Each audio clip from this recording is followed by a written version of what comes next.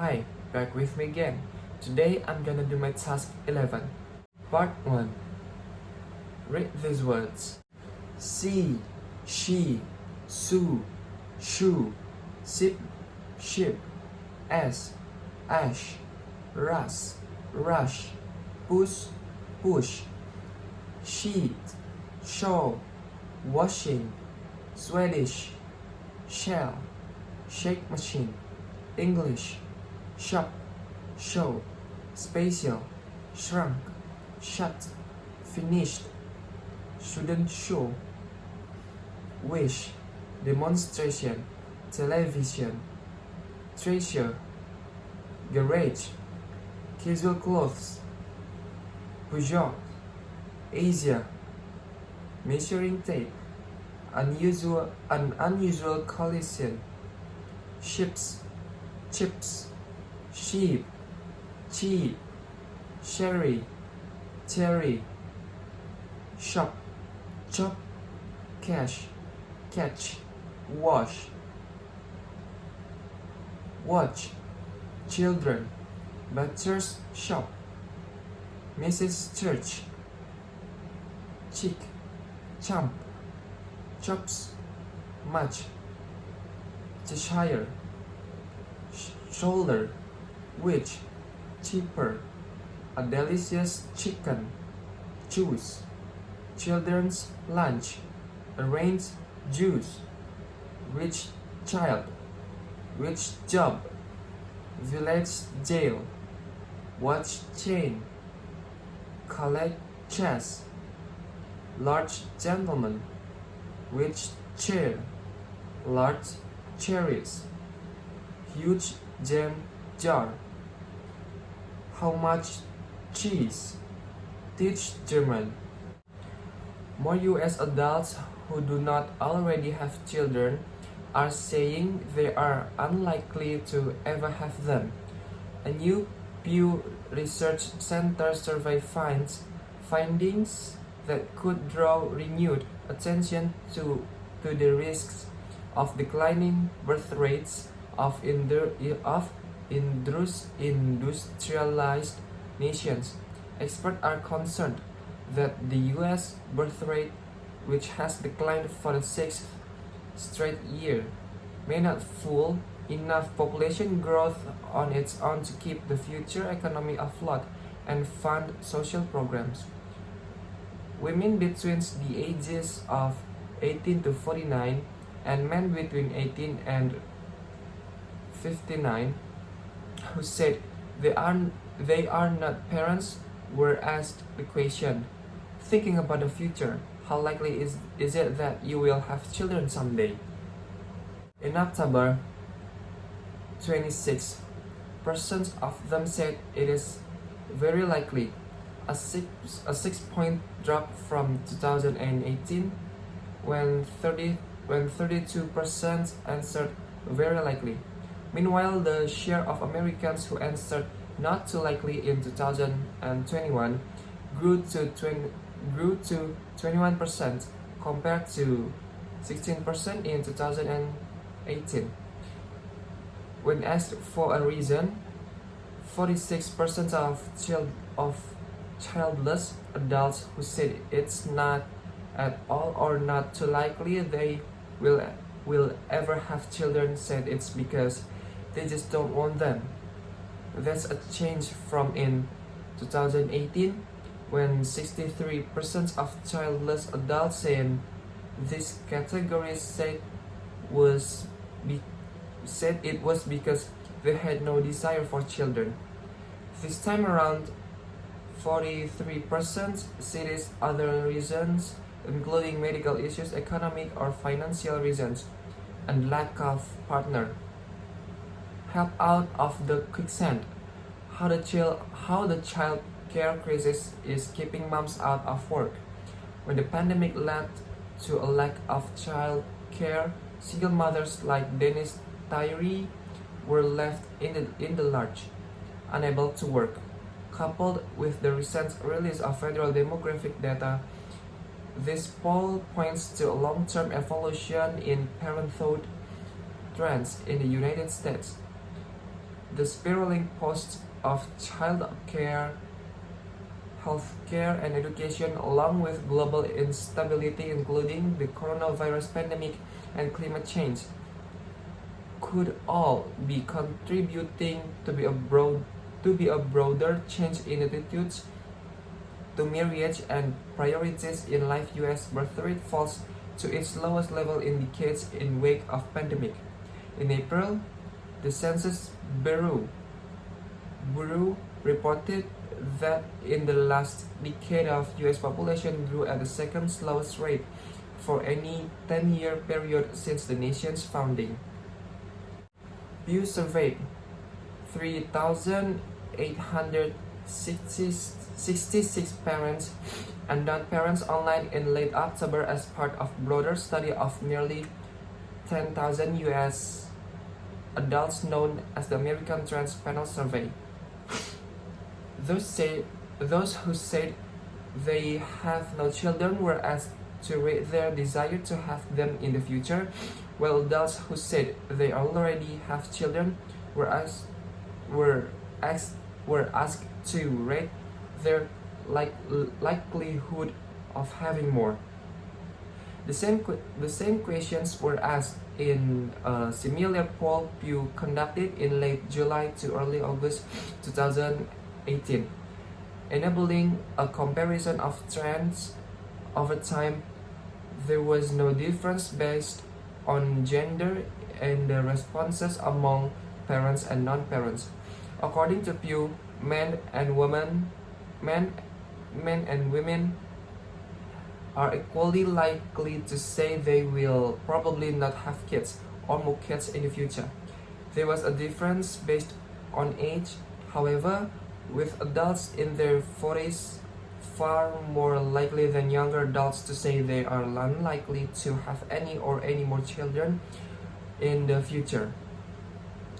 The Biden administration has attempted to tackle some of the roadblocks to higher fertility through its roughly $2 trillion Build Back Better bill, which recently passed the House and is now moving to the Senate.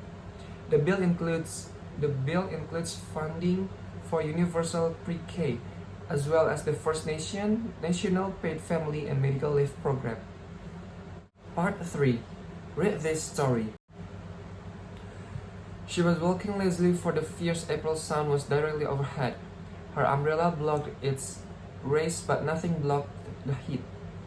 The sort of raw, wild heat that crushes you with its energy. A few buffalo were tethered under coconuts, browsing the parched fringes. Occasionally, a car went past, leaving its treads in the melting pitch like the wake of a ship at sea. Otherwise, it was quiet, and she saw no one. In her long white Sunday dress, you might have taken Ginny Narian for 14 or 15. In fact, she was 12, a happy, uncomplicated child with a nature as open as the red hibiscus that decorated her black, waist-length hair. Generations earlier, her family had come to Trinidad from India as overseers on the sugar plantations. Her father had had some success through buying and clearing land around Rio Cristalino and planting it with coffee. On the dusty verge 20 yards ahead of Ginny, a car pulled up. She had noticed it cruise by once before, but she didn't recognize it and couldn't make out the driver through its dark windows, themselves as black as its gleaming paintwork. As she walked past it, the driver's glass started to open. "Hello, Ginny," she heard behind her. She paused and turned. A slight color rose beneath her dusky skin.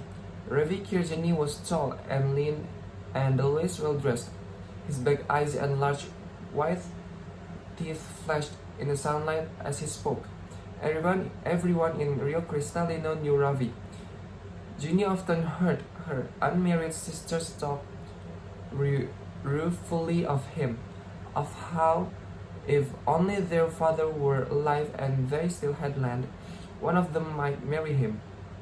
And then they would squabble over who it might be and laugh at Jenny because she was too simple for any man to want. "How do you know my name, Ravi?" she asked with a thrill. "How do you know mine? Everyone knows your name. You're Mr. Kirjani's son." "Right, and where are you going, Jenny?" She hesitated and looked down at the ground again. "To chapel," she said with a faint smile. But Jenny, good Hindus go to the temple." His rich, cultured voice was gently mocking as he added with a laugh. "Or maybe the temple pundits aren't your taste in color." She blushed more deeply at the reference of Father Olivier. She did not know how to reply. It was true that she liked the young French priest with his funny accent and blue eyes, but she had been going to the Catholic chapel for months before he arrived. She loved its cheerful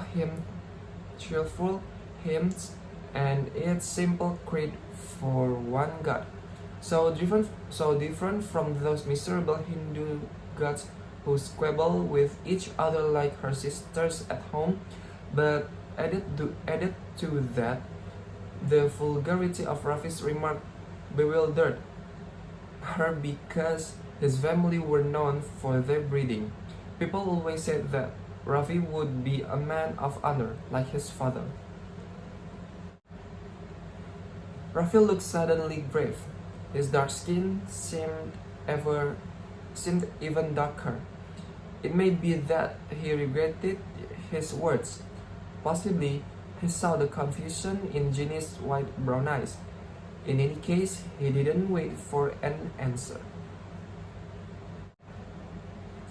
"Can I offer you a lift to chapel? My 21st birthday present?" he asked, putting his sunglasses back on. She noticed how thick their frames were. Real gold, she thought, like the big fat watch on his wrist. It's a Mercedes from Papa. Do you like it?" he added nonchalantly. From the shade of her umbrella, Jenny peered up at a smile-lawn cloud that hung motionless above them. The sun was beating down mercilessly, and there was an urge in the air and an overpowering sense of growth. With a handkerchief, she wiped the sweat from her forehead. Rafi gave a tug at his collar. It's air conditioned, Jenny. And you won't be late for chapel," he continued, reading her mind. But chapel must have been the lasting thing on Rafi's mind when Jenny, after a moment's hesitation, accepted his offer. For he drove her instead to a quiet sugar field outside town, and there, with the Mercedes concealed among the sugar canes, he introduced himself into her. Jenny was in a daze. Young as she was, she barely understood what was happening to her. The beat of calypso filled her ears, and the sugar canes towered over her as the cold draught from the air conditioner played against her knees. Afterwards, clutching the red flower that had been torn from her hair, she lay among the tall, sweet-smelling canes and sobbed until the brief tropical twilight turned to stray night. But she told no one, not even Father Olivier. 2 weeks later, the little market town of Rio Cristalino was alive with gossip. Ravi Kirjani had been promised the hand of Sunita Murpalani. Like the Kirjanis, the Murpalanis were an established Indian family, one of the wealthiest in the Caribbean. But while the Kirjanis were diplomats, the Murpalanis were a commercial family. They had made their fortune in retailing long before the collapse in oil prices had emptied their customers' pockets. And now Murpalani stores were scattered throughout Trinidad and some of the other islands. Prudently, they had diversified into banking and insurance, and as a result, their influence was felt at the highest level. It was a benevolent influence, of course, never abused, for people always said the Murpalanis were a respectable family and well above reproach. They had house in Port of Spain, Tobago and Barbados, as well as in England and India, but their main residence was in magnificent, sprawling, colonial-style mansion just to the north of Rio Cristalino. The arranged marriage would be the social event of the following year. When Ginny heard of Rafi's engagement, the loathing she had conceived for him grew into a sort of numb hatred.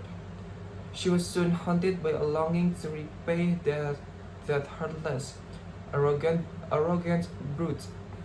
She would give anything to humiliate him, to see that leering, conceited grin wipe from his face. But outwardly, she was unmoved. On weekdays, she went to school, and on Sundays, she went still to Father Olivier's afternoon service.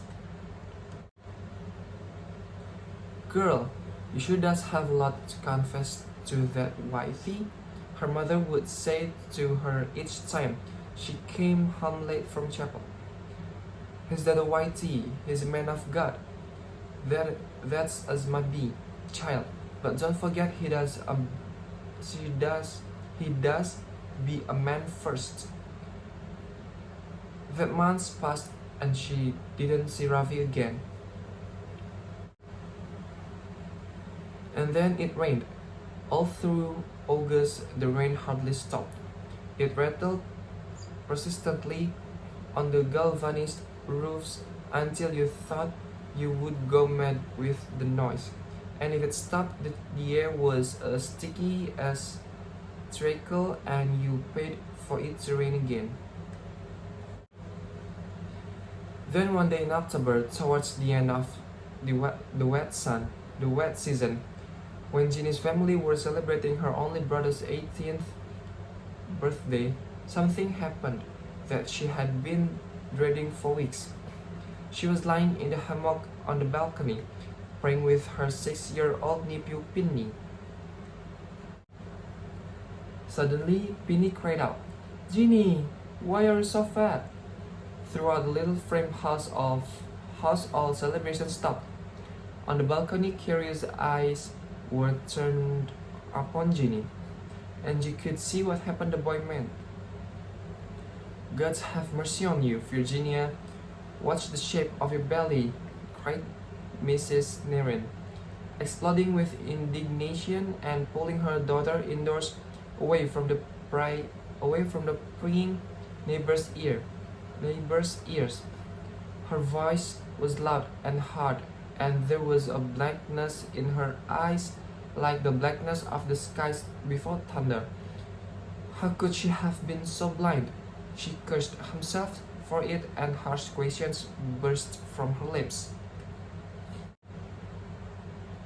How does you bring such shame upon us, girl? What worthless layabouts does you throw yourself upon? What metal hath you now? You decent man, that does be sure. And why does you blacken your father's name like this at your age?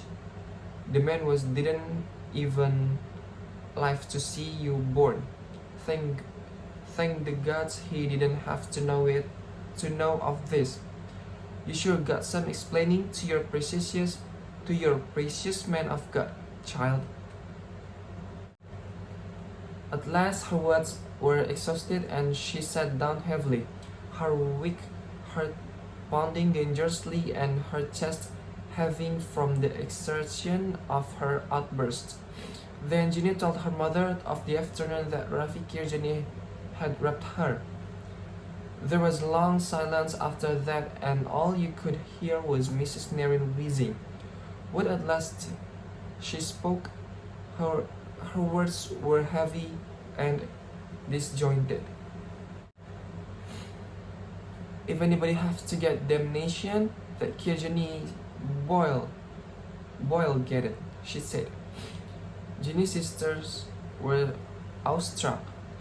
Shall we take her over to the health center, ma? Asked Indra. The midwife comes today. Is you crazy, girl?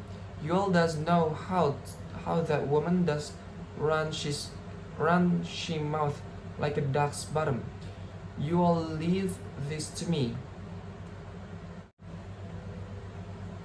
That night, Mrs. Nevin took her young daughter to see Dr. Khan, and an old friend of her husband whose discretion she could count on.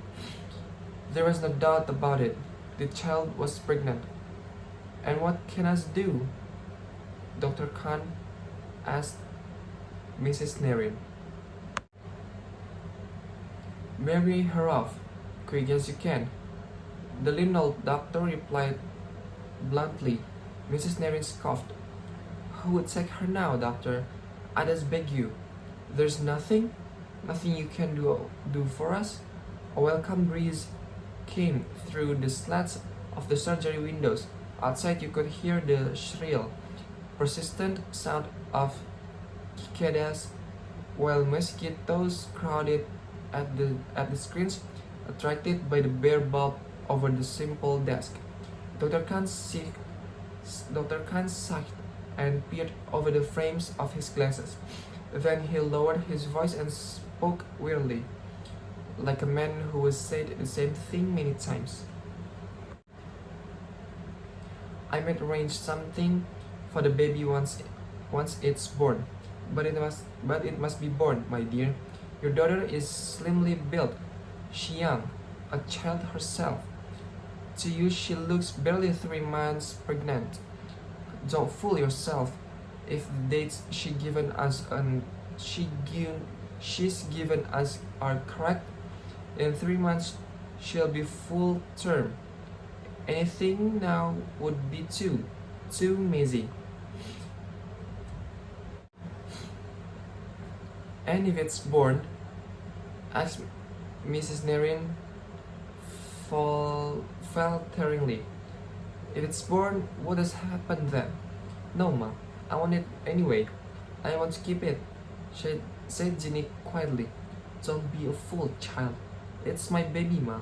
I want to have it. I want to keep it. And who's to look after you and pay for the baby? Even if that Kirjani does agrees to pay, who does you hope to marry? I'll marry. Don't worry. You'll marry. You just be a fool. Who will you marry? Kirjani, ma. I's going to marry Ravi Kirjani. Dr. Khan gave a chuckle. So, your daughter is not such a fool as you think, he said. I told you to marry her off, and the Kirjani boy's worth a try. What does she have to lose? She's too clever. So Ravi Kirjani was confronted with the pregnant Ginny and reminded of that Sunday afternoon in the dry season when the canes were ready for harvesting. To the surprise of the Nairns, he did not argue at all. He offered at once to marry Ginny. It may be that for him it was a welcome opportunity to escape a connubial arrangement for which he had little appetite. Though Sunita Murpalani indisputably, indisputably had background, nobody ever pretended that she had looks, or possibly he foresaw awkward, polished questions that might have been difficult to answer once the fruit of his desire saw the light of day. Mrs. Nairn was staggered. Even Ginny was surprised at how little resistance he put up.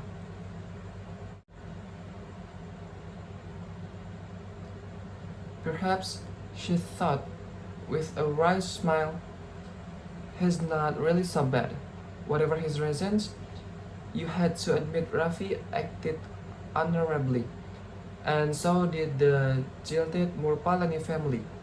If privately they felt their humiliation keenly, publicly they bore it with composure and family. It pri- and and people were amazed that they remained on speaking terms with the man who had insulted one of their women and broken her heart. Sunita's five brothers even to invited Rafi to spend a day with them at their seaside villa in Mayaro, and as Rafi had been a friend of the family all his life, he saw no reason to refuse. The Murpalanis brothers chose a Tuesday for the outing. There was little point, they said, in going at the weekend when the working people littered the beach, and one day their Land Rovers for the 20-mile drive from Rio Cristalino. They were in high spirits and joked with Rafi while their servants stowed cold chicken and salad beneath the rear bench seats and packed the ice box with beer and puncheon rum. Then they scanned the sky for clouds and congratulated themselves on choosing such a fine day. Suraj, the eldest brother, looked at his watch and his feet shifted uneasily as he said, "It's time to hit the road." His brothers gave a laugh and clambered on board. It was an odd, sardonic laugh. The hardtop Land Rover cruised through Rio Cristalino to the crossroads at the town center.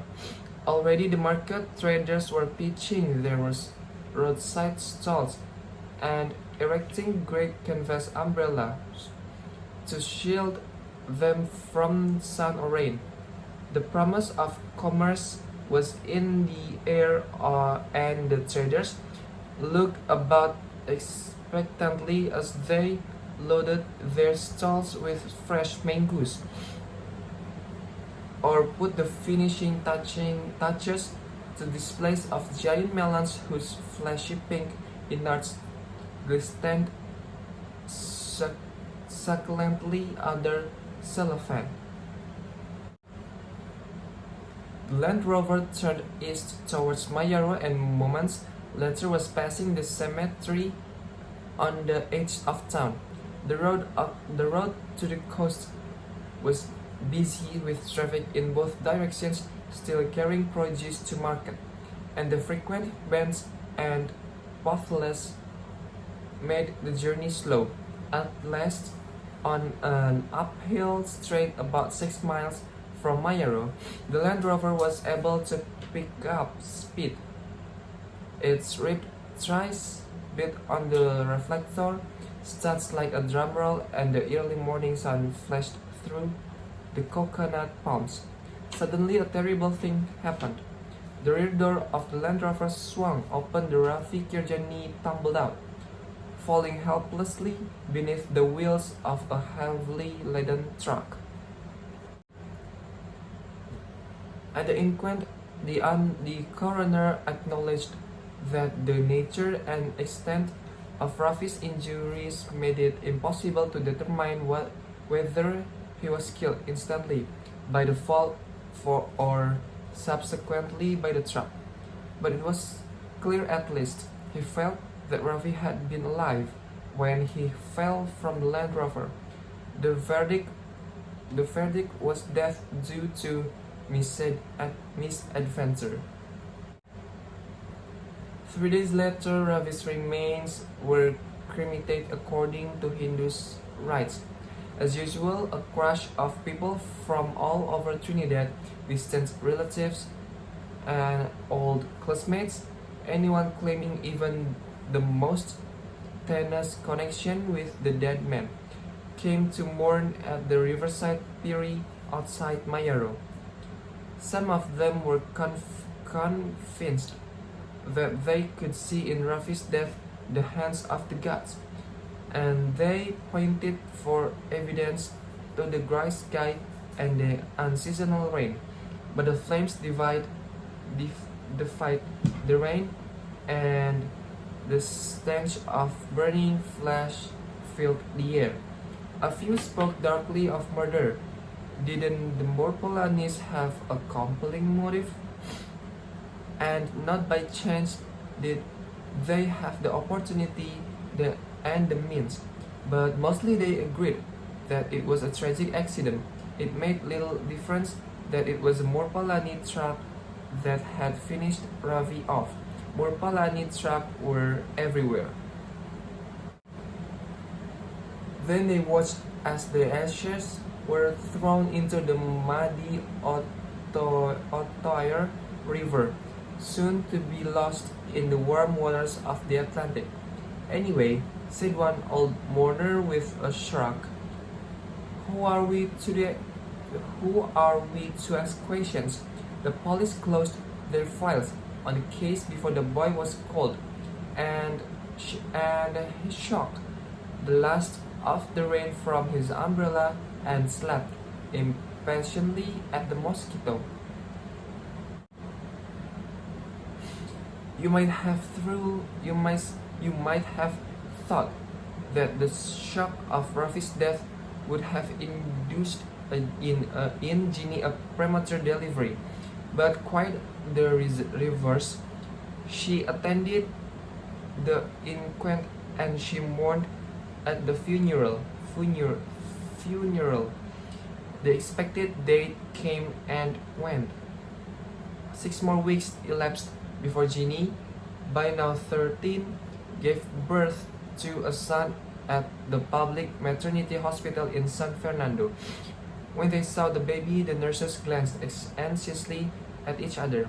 Then they took him away without letting Ginny see him. Eventually, they returned with one of the doctors, a big Crowley, who assumed his most unruffled bedside manner to reassure Ginny that the baby as well.